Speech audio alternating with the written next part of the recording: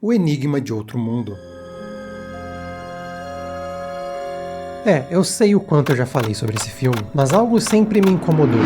Ele nunca ganhou um vídeo com os padrões atuais do canal, e eu acho que ainda é possível falar dele de jeitos que ainda não foram falados. O Enigma de Outro Mundo é não só uma ficção científica impecável, como é um dos filmes mais aterrorizantes de todos os tempos. E ainda mais assustadoramente, eu acho que o seu terror é mais relevante do que nunca. Em meio a um mundo em chamas, onde a paranoia ainda é a maior ameaça à nossa existência. Para muito além de seus efeitos fantásticos, para muito além das teorias sobre o final, para além da trilha sonora, para além da direção fenomenal, esse é um dos filmes mais importantes da história do terror, com seu horror mais do que visceral, mas também muito humano, social e um aterrador espelho de como a humanidade sempre parece estar por um fio de ser destruída pelo mal que se esconde no mais misterioso canto do cosmos, dentro do próprio homem.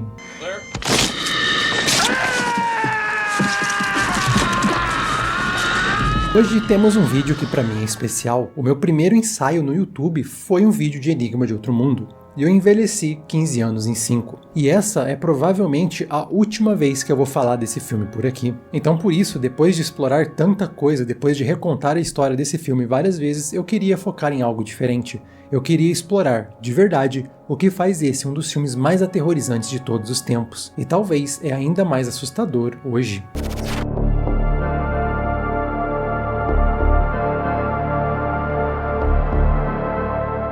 Enquanto é muito mais conhecido pela sua versão de 1982, dirigida por John Carpenter, a história de O Enigma de Outro Mundo surgiu ainda antes da Segunda Grande Guerra, na Era de Ouro da ficção científica, e escrita por um dos mais importantes editores, na verdade, dentro do gênero, John Campbell Jr. A primeira versão da história surgiu na revista pulp Astounding Science Fiction, e a ideia da história tem uma origem interessante. O Campbell uma vez leu Nas Montanhas da Loucura. De acordo com a lenda que envolve o Enigma de Outro Mundo, Campbell teve a ideia a partir de uma experiência na sua infância, já que a irmã gêmea da sua mãe não gostava muito dele. Portanto, sempre que ela visitava, ele passava pela sensação de ver alguém que se parecia com a mulher que o amava, mas nunca saber se aquela ali na sua frente é ou não a versão que ele podia confiar. No entanto, como sempre exploramos por aqui, a ficção científica é um grande reflexo de seu tempo. Os Estados Unidos dos anos 30 não estava apenas lidando com a Grande Depressão, um período de divisão social bem definido, como ainda estava passando pelas consequências da paranoia da primeira ameaça vermelha. E também um país ainda dividido racialmente, com as leis de Jim Crow em seu auge. Campbell era um grande apoiador da segregação racial e a crença de que a escravidão era uma boa ferramenta de controle. Então, o seu Who Goes There ecoa vários desses pensamentos. O seu monstro não é um alienzinho verde que vem do espaço, mas sim um que pode assimilar todas as memórias de um ser humano. Não só se parecer com um, mas agir, pensar como um, mas no fim, não é um ser humano. É uma criatura que apenas se parece com um homem comum, mas está aqui para corromper, contaminar e substituir o ser humano como conhecemos, assim que for introduzida na nossa sociedade. Ao constantemente descrever o seu herói, Macready, como uma estátua de bronze, um mito vivo da imagem do homem ideal, o monstro é então a imitação corrompida dessa figura, do ideal. É a criatura que destrói a imagem do que seria perfeito. Uma gota de sangue, um toque, uma vez que ele estivesse entre nós, nossa sociedade estava condenada. De certa forma, é uma história sobre a pureza do corpo humano e o medo constante de que isso seria violado. E se você acha que as tensões raciais dos Estados Unidos não fariam as pessoas verem outra etnia como criaturas monstruosas que queriam destruir o mundo, era exatamente assim que as coisas eram vistas. Who Goes There não é uma história muito bem escrita e é um pouco derivada demais de Nas Montanhas da Loucura, de Lovecraft, que era amigo de Campbell. Campbell não era um grande autor, mas ele era um importantíssimo editor. A era de ouro da ficção científica começou quando ele assumiu a edição da Astounding Science Fiction. Ele foi mentor e professor nas artes da ficção científica de ninguém menos do que Isaac Asimov. Mas eu acho que nesse livro a sua escrita traz uma paranoia muito interessante da atmosfera que era refletida naquele período. Principalmente da divisão, da alienação, da segregação e da violência escondida dentro de cada um. E a nossa própria capacidade, mesmo que nos achamos certos, de violência. Com o livro falando não só do medo de ser destruído pelos outros, mas também mostrando o prazer e a felicidade dos humanos quando encontravam esses alienígenas escondidos e os destroçavam com as próprias mãos. Eu acho importante essa tangente sobre a história original e seu autor, porque eu acredito que Carpenter estava refletindo diretamente sobre isso enquanto pensava na sua própria versão. assim como o Bill Lancaster, que foi o primeiro roteirista de Enigma de Outro Mundo e que ora parece um pouco esquecido. A versão de 82 é muito memorável justamente pelo seu isolamento, alienação e sentimento de divisão, o sentimento de paranoia, sentimentos que encontravam terreno fértil naquelas décadas que refletiam na escrita de Campbell. E eu não estou condenando o livro, mas é importante entendermos de onde as suas ideias podem ter surgido. Toda arte é reflexo do seu autor, e todo autor é reflexo de seu tempo. E agora eu queria aproveitar essa deixa da Astounding Science Fiction para falar de um projeto que eu acho imperdível. Se a Astounding demarcou o começo da era de ouro da ficção científica, a revista Pulp Amazing Stories marcou o começo da ficção científica como conhecemos hoje. É onde a ficção científica moderna ganhou forma, e onde alguns dos seus maiores nomes se escreveram pela primeira vez. E para comemorar os 100 anos desse marco histórico do gênero, a Tábula está trazendo uma edição especial para o Brasil, organizada pelo nosso amigo Romeu Martins, que é um dos pioneiros do Solarpunk. A revista conta com Edgar Allan Poe, Júlio Verne, Lovecraft e H.G. Wells, esse último com Um Ovo de Cristal, a prequel de A Guerra dos Mundos, e uma das mais importantes histórias sobre invasão alienígena já escritas. O Histórias Fantásticas 100 anos de Amazing Stories está em pré-venda no Catarse e na Amazon até o dia 5 de junho. No Catarse, com brindes por metas alcançadas e um bom desconto. E eu acho bem legal ter uma editora dando uma olhada para esses primórdios muitas vezes esquecidos desse gênero que eu amo tanto. É uma ótima oportunidade para não só ter uma edição que faz uma grande homenagem a essa parte importante da história, como também para entender essa parte importante da história. Entre no link do Catarse ou da Amazon aqui na descrição e não deixe de ter um pedaço importante do começo da ficção científica. E se for para falar de reflexo, a excelente versão de 1951, O Monstro do Ártico, é, assim como o livro, um reflexo direto da América de sua década. A América da Era de Ouro, em seu auge econômico. Com isso, o filme é carregado com a imagem que esperamos do período. Civis e militares americanos trabalhando em colaboração, o romance que resiste a qualquer crise, o bom humor e a camaradagem como desafio a qualquer monstro. A narrativa dessa versão é inconfundivelmente triunfante, o sentimento que obviamente reverberava naquela década. Um espelho direto de como não só os americanos, mas diversos desconhecidos, através de muitos sacrifícios, se uniram para derrotar um inimigo comum, um mal que parecia indestrutível e sempre capaz de voltar. One of the world's greatest battles was fought and won today by the human race. Here at the top of the world, a handful of American soldiers and civilians met the first invasion from another planet. E enquanto a paranoia da substituição não tá nessa versão, porque tiveram que remover todos os elementos da criatura metamorfa que rouba a forma daquilo que infecta, obviamente pela limitação de colocar uma ideia assim em tela, a ideia do alerta ainda estava lá, mas dessa vez com menos cara de paranoia, e principalmente menos crítico da paranoia em si. Nisso ele é bem parecido com o livro, abraçando o medo constante como uma qualidade daquele período. Every one of you listening to my voice, tell the world. Tell this to everybody wherever they are. Watch the skies, everywhere. And we end on a cautionary note, which was essentially the note for the 50s, is keep watching out for these dangerous things in our world that have come about. The atomic bomb, the communist menace. Keep watching the skies. Enquanto o livro tem um final positivo, com a vitória dos pesquisadores contra o algoz alienígena, ele ainda soa como uma vitória quase vazia, incerta sobre o quão a salva a humanidade realmente estava. A primeira adaptação já traz um anúncio muito maior da nossa capacidade de lutar, sobreviver e salvar o mundo, mesmo que isso faça ser a versão mais ingênua dessas três, justamente pelo seu positivismo exagerado. Mas 30 anos depois, o otimismo iria enfraquecer junto com a Era de Ouro. Uma nova América ganharia forma. Watch the skies. E com isso, um novo enigma de outro mundo. Hey Blair! Quando falamos em como a versão de 82 adaptou não só o conto, mas também boa parte do filme da década de 50, a primeira coisa que nos vem à cabeça é como ele adaptou o visual da criatura. E, essa é fácil a mais importante adaptação que ele fez. Fazer um monstro que muda de forma, capaz de se moldar, deformar e se adaptar para sobreviver, onde cada pedacinho é capaz de ser uma entidade única, foi a mais importante mudança dessa versão. E colocar tudo isso em tela foi algo nunca feito antes e que, sinceramente, talvez não tenha sido feito depois. Graças a Rob Bottin, que com apenas 23 anos assumiu sozinho todos os efeitos práticos, o horror corporal do monstro descrito em Who Goes There pôde finalmente ser colocado em tela, de forma tangível e tão incrível. Bottin quase morreu para fazer isso tudo acontecer. Literalmente. Ele trabalhou por meses sem parar, dormindo não só no set, mas entre as suas criaturas, chegando a ser internado por exaustão. Se Carpenter é o gênio que idealizou essa inesquecível versão, Butin foi o maior guerreiro para que ela se realizasse, e é de igual importância a Carpenter na qualidade total de O Enigma de Outro Mundo. Mas, de quase igual importância, está também como a história adaptou o que estava ao entorno das criaturas e de seus personagens humanos. O mesmo cenário de antes, mas uma nova atmosfera e novos sentimentos. Nobody trusts anybody now.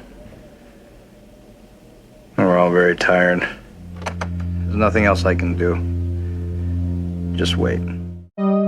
Apesar do que a nostalgia, principalmente aquela que vem dos filmes e séries, nos diz, os anos 80 foram muito mais sombrios do que parece nos Estados Unidos, e no mundo inteiro, para falar a verdade.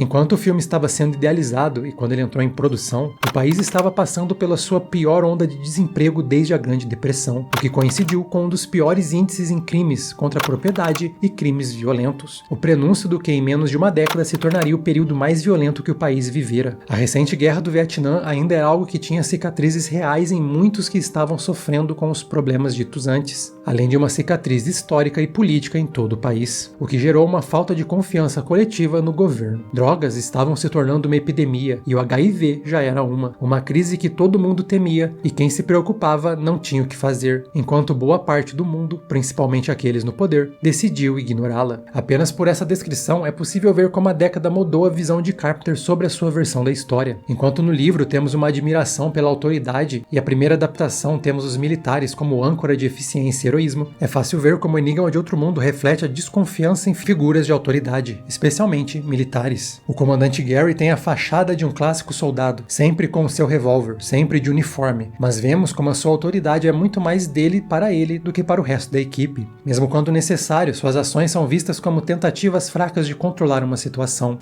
I was wondering when El Capitan was gonna get a chance to use his pop gun.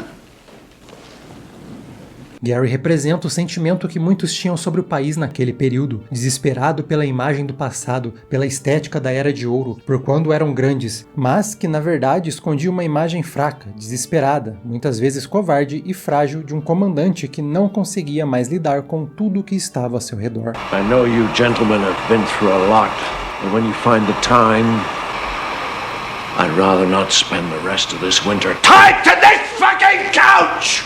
Acredito que um dos motivos para O Enigma de Outro Mundo fracassar inicialmente nas bilheterias seja justamente isso. Filmes escapistas com mensagens animadoras estavam em voga, justamente porque a maioria das pessoas queriam esquecer esse sentimento esmagador ao seu redor. Vide como filmes também com essa atmosfera deprimente fracassavam naqueles anos, e como o contrário era sempre um grande sucesso. A maioria que vivia em um país cercado por paranoia, por medo, em um mundo dividido entre lados, com a sombra da ameaça nuclear, com a desconfiança em autoridades, com o medo das doenças que poderiam se esconder no sangue, com medo da violência que podia vir de qualquer um ao seu redor, isolados mesmo quando cercados pelos outros, ainda marcados pela violência e mutilados por uma recente guerra, não queria ver exatamente isso expressado na tela. E assustadoramente, esse mesmo cenário, mesmo 40 anos depois, ainda parece tão real, tão próximo.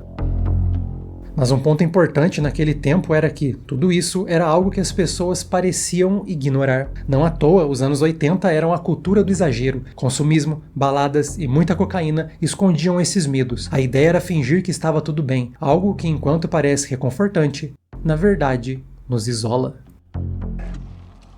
Na parte visual de O Enigma de Outro Mundo, é fácil nos distrairmos pelos efeitos práticos, que mais uma vez são incríveis. Mas igualmente perfeito é a meticulosa lente de Carpenter para filmar seus cenários, personagens e até mesmo o tédio vazio de toda aquela neve. Carpenter sempre foi um grande mestre de fotografia, capaz de pensar e construir alguns dos mais impressionantes enquadramentos do terror e da ficção científica. Mas é em O Enigma de Outro Mundo que ele alcançou o seu máximo. A forma que a câmera se move, ou então fica estática, como as cores sobrepõem um cenário uma a outra, ou o uso de espaços negativos. Tudo isso para criar uma atmosfera única de suspense e paranoia que vai em uma crescente até os seus últimos minutos. E esse é um ponto muito importante dessa versão, porque ela trabalha o isolamento para muito além da própria história e a interação entre os personagens, como acontece principalmente no livro.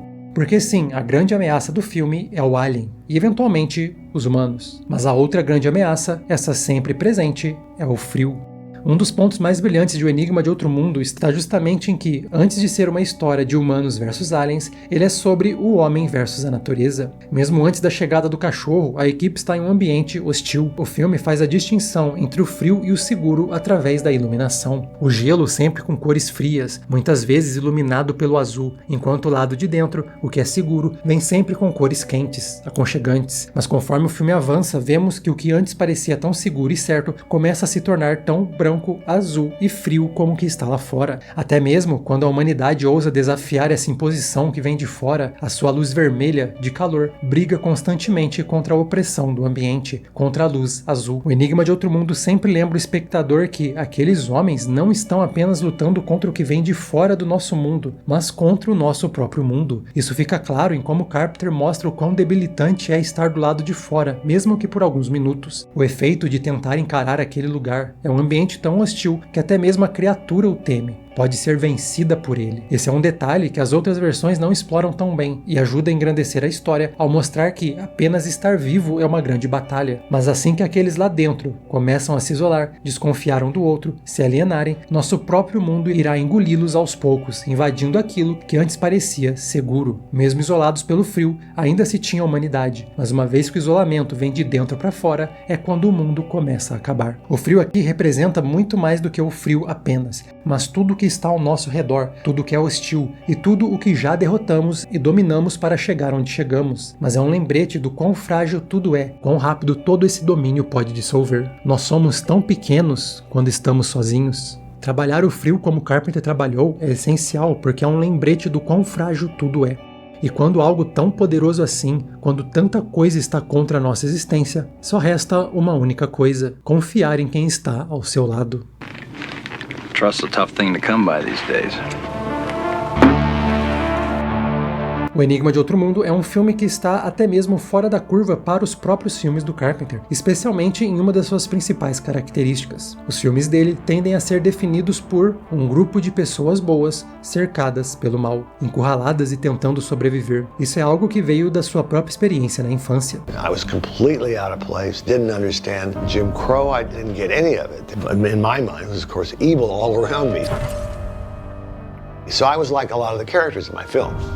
Curiosamente, com experiências e consequências que se ligam com Campbell, tanto em sua inspiração quanto em suas convicções. Com isso, o mal nos cerca e tenta nos destruir. Mas em O Enigma de Outro Mundo, o mal vem de dentro. O que realmente assusta, aquilo que aterroriza, é o que está dentro de você. Pode ser a célula de um monstro, pode ser o seu próprio medo que te torna tão monstruoso quanto ele. Então, enquanto nos preocupamos com o que está lá fora, o que nos deixa verdadeiramente inquietos é o que sabemos ou não que pode estar dentro de nós. Ou pior, o que achamos que pode ter dentro de quem está do nosso lado.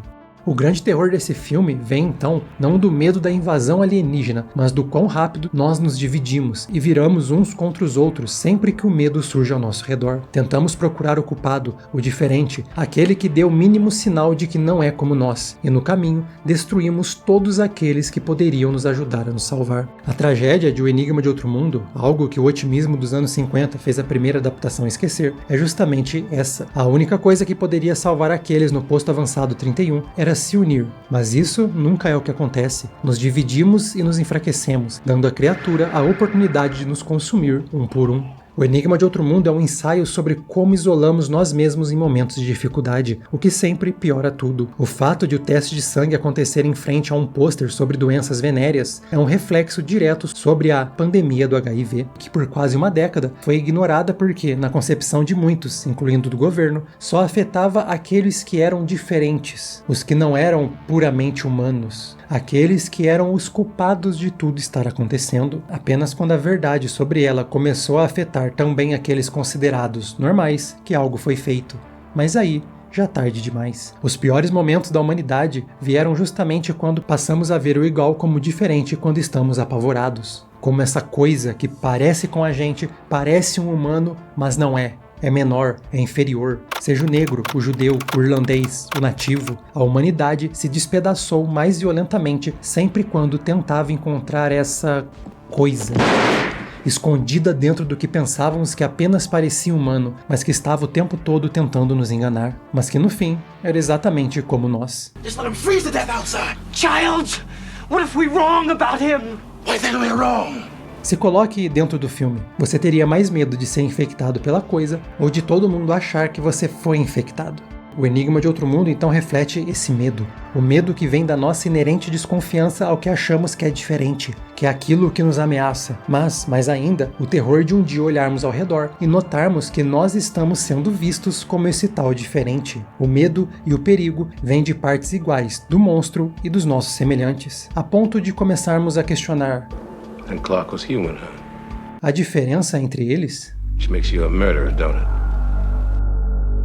E as mudanças que foram feitas para essa adaptação conseguem expressar isso com perfeição, principalmente sobre como a nossa confiança é facilmente manipulada por aquilo que achamos ser o normal, e como isso nos faz agir rapidamente com base nas nossas concepções. Nada representa isso melhor do que o começo. Não só os pesquisadores, mas o próprio público tende a ficar do lado do cachorro. Nossa percepção nos faz entender que um animal, principalmente um animal fofo, perseguido por alguém que nunca vimos, por uma língua que não entendemos, tende a ser a vítima, e agimos de acordo com esse instinto programado. Mas é exatamente nesse ponto que o posto avançado 31 é condenado para além do ponto de não retorno. Enquanto esse começo é muito lembrado por mostrar como o mal pode se esconder em qualquer lugar, eu acho ele mais impactante por mostrar como o desentendimento e a resposta rápida a ele é o que nos condena. O roteiro brilhantemente brinca com isso tudo o tempo todo. Ele brinca com você. O fato dele nunca revelar quem foi o primeiro infectado, quem é no final, e durante o filme, quem é humano ou não, nos faz especular sobre as suas verdades, e as pessoas adoram fazer isso. Mas por si só, essa é a mensagem do roteiro. Não importa quem você acredita ser a coisa, você está como os personagens, tentando pegar aquilo que te incomoda, aquilo que você acha diferente do que alguém deveria fazer, e se estivesse lá, poderia condenar alguém a ser morto ou abandonado. E de forma reflexiva, quantas vezes você não está fazendo isso na vida real? Como muitos de nós olhamos para o lado hoje e pensamos: quem pensa como eu, quem votou como eu, quem está do meu lado, quem está contra mim, quem é a coisa? Será que sou eu? Até mesmo Macready, o Homem de Bronze, o mito vivo, aqui ganha outro status de mito moderno, o incontestável, o papel de protagonista de um filme de ação, o que faz de Kurt Russell a escolha perfeita para esse personagem, a imagem do americano viril, másculo e determinado, exatamente como no livro. E o nosso instinto sobre filmes nos diz que o protagonista está sempre certo. Então não importa se ele foi o último a ver o Fuchs antes dele morrer, não importa que nunca vimos ele tirar o próprio sangue, não importa que foi ele quem deu a Blair a garrafa de whisky em que ele acabou de botar os lábios. Ainda temos a tendência de achar que no fim ele é humano. É como sempre foi nos filmes. Como com o Husky, somos condicionados a acreditar em certas imagens, certas figuras e certos comportamentos como o normal, como o esperado, mesmo que pode ser neles onde o perigo mora. E dito isso, desconfiar de tudo isso que eu acabei de falar é também a minha paranoia, o meu viés. O filme também nos mostra que é justamente essas pessoas, as mais dispostas a destruir para sobreviver, a agir com violência quando necessário, a pegar essas diferenças e fazer o julgamento que ninguém quer, é que ganham poder. Sendo assim, o roteiro é um grande experimento, no microcosmo da Estação Avançada, sobre como aqui, no mundo real, vamos sempre escolher aqueles que vão nos fazer sentir como normais, e não tem jeito mais fácil do que isso, do que caçando aqueles que parecem diferentes. O Alien pode representar muitas coisas, várias interpretações, mas para mim a mais importante é o medo.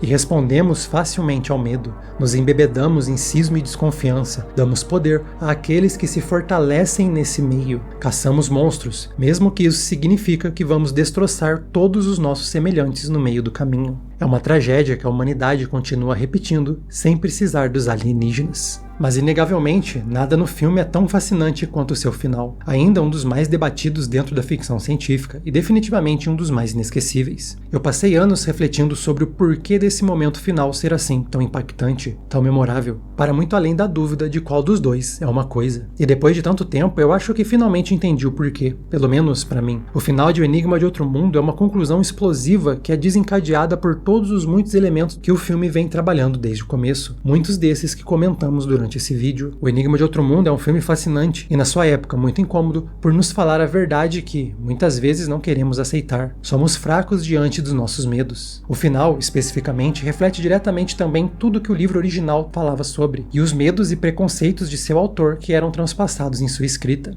Até mesmo o medo da infância de Carpenter. Não apenas se sentir cercado pelo mal, mas talvez nem mesmo notar que o mal está dentro de você, alimentado pela sua paranoia, vendo monstros onde não existem, destroçando destroçando nossos semelhantes enquanto nos enfraquecemos. A coisa é aterradora porque ela te consome aos poucos, e talvez você nem tenha percebido o que se tornou. Com o tempo, eu comecei a deixar de achar a versão de 82 um filme nihilista, mas sim um terror realista, um terror humano acima de tudo. Olhe pela janela. O mundo está em chamas, mas você tem coragem de confiar no seu vizinho para te salvar? E essa é a grande tragédia que continuamos repetindo e que o final do filme de Carpenter escancara. Tudo pode estar contra nós, tudo pode estar pegando fogo, mas não vamos confiar uns nos outros, uma vez que nos sentimos presas. E talvez a falta de confiança não venha do que tememos ter dentro de quem está à nossa frente, mas sim do medo daquilo que pode estar dentro de nós mesmos. Tentar encontrar simbolismos políticos, críticas a ideias ou ideologias, a personalidades, no que a coisa representa, no que esse final representa, em vez de ver o filme como algo para nos fazer refletir sobre as nossas inseguranças quanto àquilo que chamamos de normalidade, é um jeito de acabarmos como os dois personagens no final, isolados, com medo de tudo, vítimas do frio antes mesmo da coisa. A criatura não é algo que causa paranoia, ela é a encarnação da paranoia em si, que nos vence, nos desumaniza e nos consome muito antes de precisar nos atacar diretamente e, no fim, nos transforma em versões horrendas de nós mesmos. Você é capaz de abandonar isso tudo e confiar no seu próximo? Eu sei que eu não conseguiria. Então estamos aqui, no escuro, as chamas ao nosso redor. O frio inevitável da morte nos aguarda pela manhã. E tudo que eu posso te dizer é: por que não ficamos aqui por um tempo? Ver o que acontece.